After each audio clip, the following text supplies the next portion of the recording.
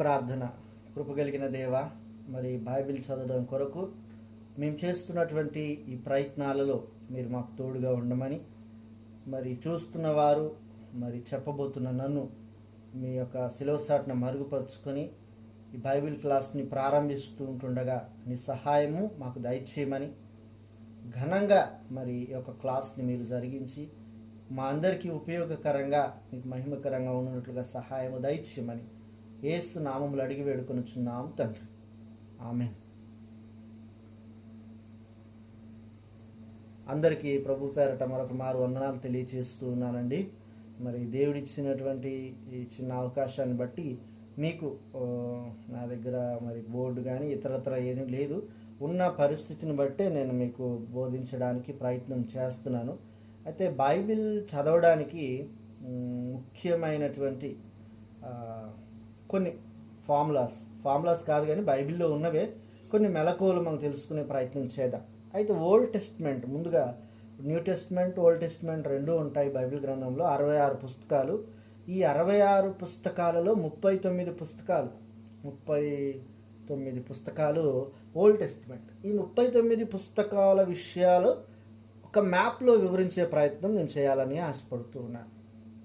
మ్యాప్లో ఏం లేదండి, ఒకసారి మీరు చూడగలిగితే ఇలా ఒక చిన్న గీత, ఓకే, ఇలా ఒకటి, దీన్ని యోర్దాన్ నది అంటారు. ఇలా వెళ్తే దీన్ని డెడ్ సీ అంటారు, మృత సముద్రం అంటారు. చాలా జాగ్రత్తగా వినండి. ఈ రెండు ఈ మ్యాప్లో మనం చూద్దాము. ఇక్కడ మధ్యధరా సముద్రం, మధ్యధరా, దీనికి యోర్దాను, తర్వాత డెడ్ సీ మృత సముద్రము. తర్వాత మీకు ముఖ్యంగా తెలుసుకోవాల్సిన రెండు ప్రాంతాలు, ఒకటి ఉత్తరం, రెండు దక్షిణం. అంటే ఉత్తరము అంటే ఇస్రాయేలు,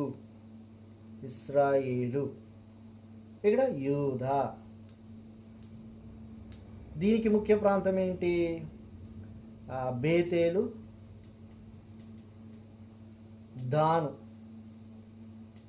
ఓకే, చాలా గుర్తుపెట్టుకోవాలి. దీనికి ముఖ్య ప్రాంతం ఏంటి? జెరూషలేం. ఇక్కడ ఎన్ని గోత్రాలు ఉంటాయి? 10. ఇక్కడ ఎన్ని గోత్రాలు ఉంటాయి అంటే 2. ఇది ఎప్పుడు విభజన జరిగింది? సౌలు, డేవిడ్, సొలొమోన్ వీళ్ళ కాలంలో. ఓకే, ఇదంతా ఒక్కడే పరిపాలించారు 40 ఇయర్స్. బట్ ఎప్పుడైతే సొలొమోన్ చనిపోయాడో తర్వాత వచ్చిన వ్యక్తి ఎవరు? రెహబాం. చాలా జాగ్రత్తగా వింటే, ఈ సొలొమోనుకున్నటువంటి ఒక దాసుడు ఉత్తర రాజ్యం నుంచి వచ్చాడు. ఎవరైనా? యారోబాం. అంటే సొలొమోనుకు దాసుడుగా పనిచేశాడు. పనిచేసిన తర్వాత కొన్ని కారణాల వలన యరొబాము సొలొమోనుకు దూరం అయ్యాడు.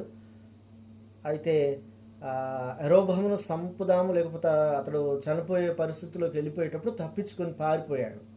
పారిపోయిన తర్వాత అట్టకేళ్ళకు సొలొమోన్ చనిపోయాడు. చనిపోయిన టయానికి ఈ యరొబాము 10 గోత్రాలలో ఉన్న పెద్దలను తీసుకొని ఈ 2 గోత్రాల ప్రజలు, అంటే యెరూషలేం ప్రాంతానికి, యూదా రాజ్యానికి వచ్చి సంధి కుదిర్చాలని. ఇగో ఈ 10 రాజ్యాల ప్రజలను మీరు చాలా ఇబ్బంది పెడుతున్నారు, పన్నులు కట్టించుకుంటున్నారు, చాలా ఇది తగ్గించండి అని రెహబామును మరి వారి పెద్దలను అడిగినప్పుడు ఒప్పుకోలేదు. ఇంకా నా సొలొమోన్ అంటే నా తండ్రి చేసిన పని నా చిటికినేలతో సమానమని రెహబాము యవనస్తుల చేత విర్రవేగడం వలన ఈ యరొబాము 10 రాజ్యాలని ఇక్కడ తాను రాజుగా వెళ్ళడం జరిగింది. యారోబాం. ఇక్కడ ఎవరు? రెహబాం. అయితే ఇక్కడ ముందు మీరు బైబిల్ చదివేటప్పుడు ఎప్పుడు కూడా మొదటి 5 పుస్తకాలు, తర్వాత కొన్ని చారిత్రక పుస్తకాలు, తదనంతరం చరిత్ర ఈ 2 రాజ్యాల మధ్యలోనే ఎక్కువగా ఉంటూ ఉంది. చాలా జాగ్రత్తగా మనం గుర్తుపెట్టుకోవాలి. బైబిల్ గ్రంథం అనేది కొన్ని సంవత్సరాల్లో కూర్పు జరుగుతూ వస్తూ ఉంది. అయితే ఇది మీకు చాలా ముఖ్యంగా తెలియాల్సిన విషయం. ఏంటంటే ఉత్తర రాజ్యము, దక్షిణ రాజ్యము, ఇస్రాయేల్ రాజ్యము, యూదా రాజ్యము, వారి పరిస్థితి వీరి పరిస్థితి మనం ఆలోచన చేయాలి. మొట్టమొదటిగా సరే యూదా రాజ్యానికి వద్దాం. యూదా రాజ్యానికి వస్తే పర్లేదు, ఎందుకంటే వీళ్ళకి జెరూసలేం మందిరం ఉంది కాబట్టి ప్రీస్టులు ఉంటారు, వీళ్ళ యాజకులు సేవకులు ఉంటారు, ఎక్కువ మంది ఉంటారు. అలాగే ప్రాఫిట్స్ ఎక్కువగా ఉంటారు, ప్రాఫిటికల్ వర్డ్స్ ఉంటాయి.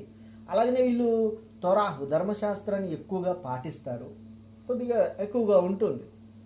యాక్చువల్గా మరి ఉత్తర రాజ్యాలు కూడా ఉండాలి కదండి అని అనొచ్చు. అయితే ఎప్పుడైతే వీళ్ళు విడిపోయినారో ఈ మధ్యలో, ఎప్పుడైతే ఎడబాటు కలిగిందో వెంటనే ఉత్తర రాజ్యంలో ఉన్నటువంటి యారోబాము మీరు దక్షిణ రాజ్యానికి వెళ్ళాల్సిన పనిలే. ఎందుకంటే అక్కడ జెరూసలేం మందిరానికి వెళ్తే ఇక్కడ పరిస్థితి ఏంటి అని అక్కడ బేతేలు, దాను అనే కొన్ని ప్రాంతాలను కట్టించి అక్కడ బంగారు దూడలను చేయించాడు.